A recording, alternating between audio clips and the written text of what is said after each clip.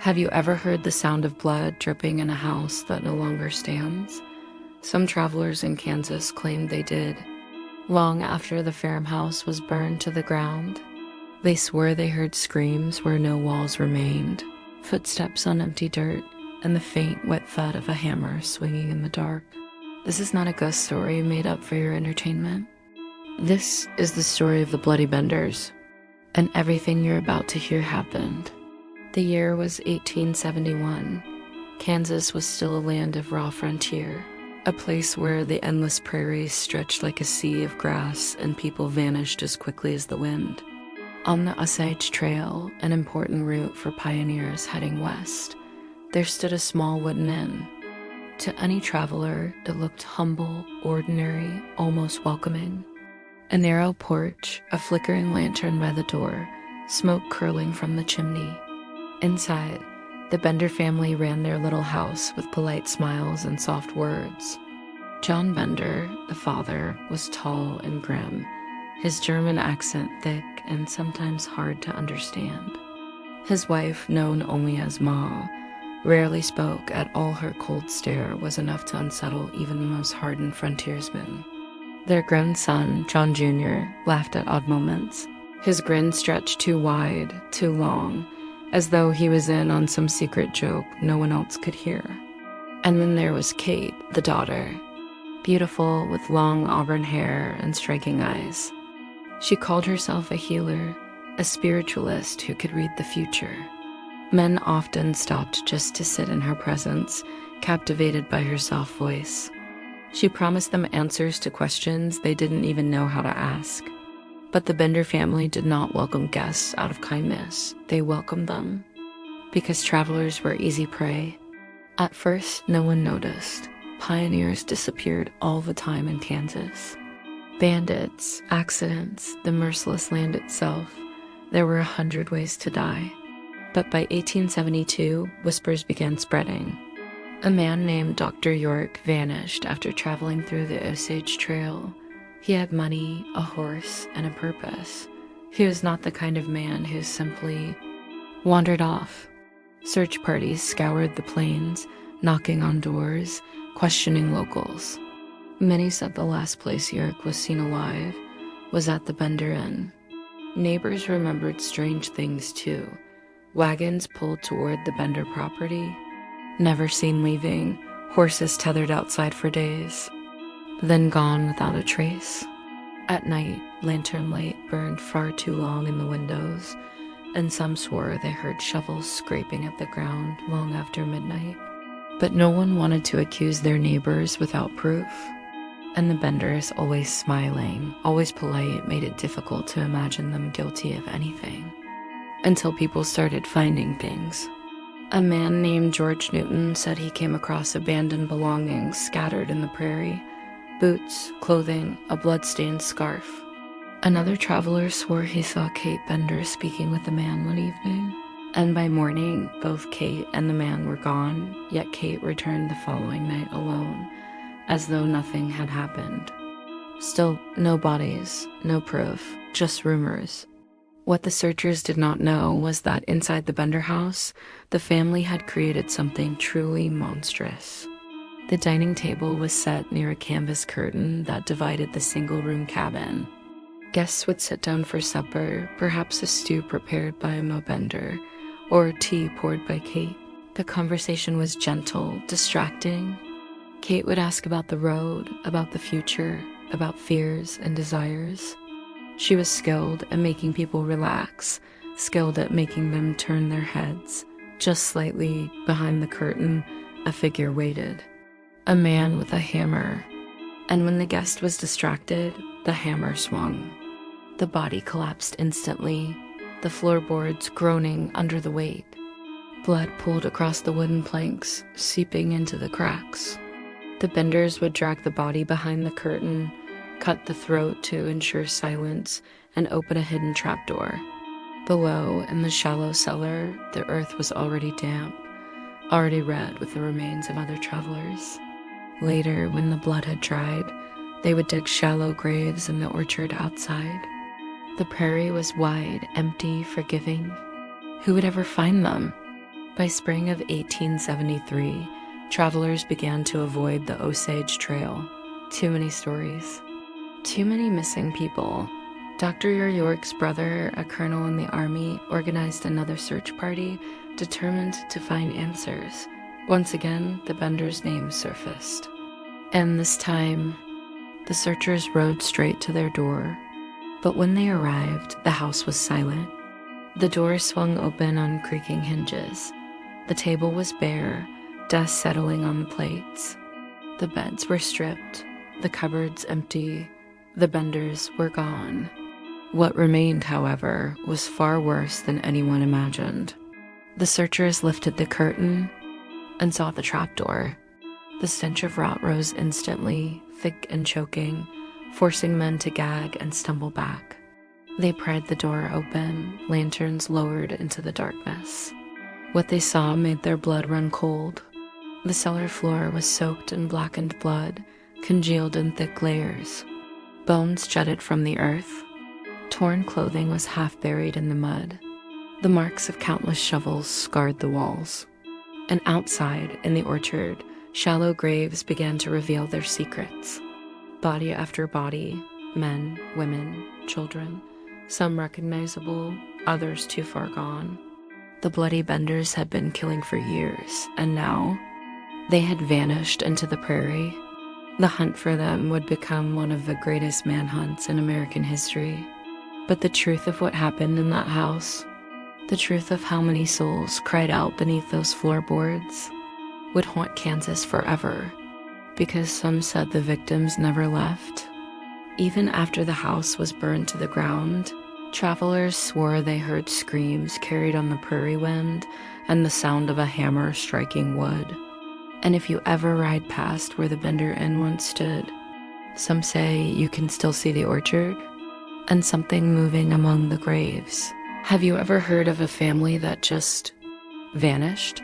Not just any family, but one that left behind a legacy of terror and a mystery that still haunts the American frontier. This is the chilling story of the Benders, a family whose name became synonymous with horror in the 1870s. Imagine a lonely homestead in Lubbock County, Kansas. Travelers on the Osage Trail would stop at the Benders' small inn for a meal and a place to rest. Many of them were never seen again. The family John Sr., Ma, John Jr., and the captivating Kate Bender, who claimed to be a psychic, seemed ordinary enough. But beneath the surface, something truly sinister was at play. In the spring of 1873, suspicion finally fell upon the family. Neighbors noticed the inn was deserted. Upon investigation, a horrifying discovery was made. The ground in the orchard and vegetable garden had been disturbed. Digging revealed a gruesome graveyard, a hell's half-acre of at least 11 bodies, all victims who had been robbed and brutally murdered. But the Benders themselves, they were gone. What followed was one of the largest manhunts in American history. Vigilante groups and lawmen scoured the country, fueled by tales of the family's atrocities. Rumors flew like wildfire. Were they killed by vigilantes? Did they escape to another state or even another country under new identities? Sightings were reported for years, from Texas to distant lands, but none were ever confirmed. The trail went cold. Even today, the Bender homestead is a place of legend. Locals and paranormal investigators have reported strange occurrences, ghostly lights bobbing along the Osage Trail, disembodied whispers carried on the prairie wind, and an unshakable feeling of being watched. It's as if the spirits of the Benders, or perhaps their victims, are forever tied to the land where so much darkness unfolded. The ultimate fate of America's first family of serial killers remains one of the great unsolved mysteries of the Old West. Did they get away with their heinous crimes, living out their lives in anonymity? Or did frontier justice find them in the end? We may never know for sure. The legend of the Bloody Benders serves as a haunting reminder that sometimes the darkest monsters are the ones that look just like us. Thanks for joining me on this journey into a dark chapter of history. If you're fascinated by unsolved mysteries like this one, don't forget to like, subscribe, and hit that notification bell so you don't miss our next video. Stay curious. Years passed, but the memory of the Benders refused to die. The farmhouse was gone, burned to the ground, but the land was avoided as though a plague lingered there. No farmer would settle, no rancher would graze cattle. The orchard grew wild, its branches twisting, fruit rotting on the ground, black with flies. Travelers on the Osage Trail began to whisper of strange things. A rider alone at night swore he saw a woman standing by the road, lantern in her hand, auburn hair catching the moonlight. She asked softly if he needed a place to rest. When he looked again, she was gone. His horse reared, screaming into the darkness, refusing to move forward. Another man claimed he heard knocking steady, rhythmic coming from beneath the soil as he camped near the orchard. He thought it was an animal burrowing underground until he leaned closer and realized it wasn't scratching or digging. It was pounding, like fists striking wood, like someone buried alive clawing to get out. He left before dawn and swore he would never ride that trail again. The legend grew darker with each telling. Parents warned their children, "Don't wander too far or Kate Bender will take you. Don't listen if you hear a voice calling your name from the prairie. Don't follow lanterns in the dark." And still, people vanished. Not in great numbers, not like before, but enough to keep the whispers alive. A trapper disappeared after telling friends he was going to camp near the ruins of the Bender farm. A traveling preacher was last seen taking the Osage Trail, his body never found. Even decades later, riders reported bones turning up in the soil, bleached white under the Kansas sun. Some said the ground refused to keep the dead buried. By the 1890s, the story of the Benders had taken on a new, terrifying shape. Folks no longer just spoke of murderers who vanished. They spoke of a family cursed to walk forever, bound to the prairie by the lives they stole. Kate became the center of the legend. Her seances, once seen as a parlor trick, were remembered now as something far more sinister. People began to believe she hadn't just lured men with beauty, she had lured them with power. Some swore she made pacts with spirits, that she promised guests contact with the dead while knowing she would soon send them there herself. And those spirits, they said, never forgave her. There were reports, always at night, always along the old trail of travelers hearing voices. Not one, but many, a low chorus rising from the wind. Some voices cried for help, some whispered warnings, but others laughed. One merchant, passing the area after sundown, claimed he saw shadows moving across the grass, though no moon shone that night. He watched them rise up from the ground itself, dozens of figures with hollow eyes, their jaws slack, their limbs bent in impossible ways. He whipped his horses until they nearly dropped dead, never once looking back. When he arrived in the next town, his hands still shook so badly he could not hold a glass of water. And what of the Benders themselves? Every few years, another rumor surfaced.